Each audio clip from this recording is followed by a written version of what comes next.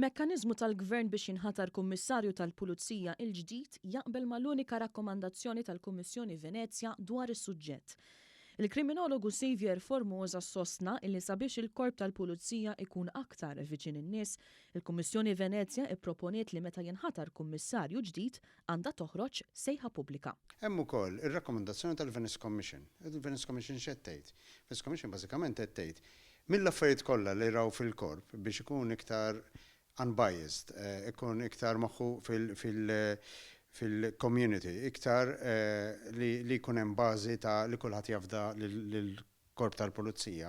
U ir-rakkomandazzjoni unika u jerġgħu jirrepetuha fil-konklużjoni tagħhom kienet li għandha ssir public call. Il-professur Formosa qal li dan il-mekkaniżmu ġdid tal-Gvern se jkompli jibni fuq dak li daħħal fl-2016 meta dakinhar inħatar l-ewwel kap eżekuttiv tal-Korp tal-Pulizija. It-talba tal-lum li ssir public call, ġifieri bil-PSC b'kollox, isa qed tkompli fil-fatt huwa pass ieħor li qed ikompli b'dak li ġara ġiġa wara dik it-tibdil tal-liġi li kien il-ħatra tas-CEO li kienet public call. Għal dik il-kordu niftakru li kien hemm 19 l-applikant, ma kienx ukoll li qisu m'hemmx nies li jistgħu jmexxu l-korp. Formosa sostna li dan il-pass il quddiem min-naħa tal-Gvern se jidħol eżatt mar-riforma li jinsab għaddej minnha il-Korp tal-Pulizija.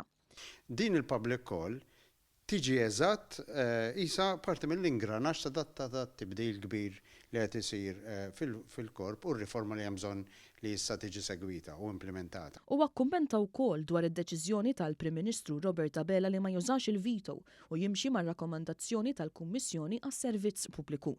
Din il-Kummissjoni hija rappreżentata minn membri maħtura mill-Partit Nazzjonalista kif inhu l-Kumitat Parlamentari dwar il-ħatrit pubbliċi li se jagħmel il-grilling tal-Kummissarju tal-Pulizija il-ġdid.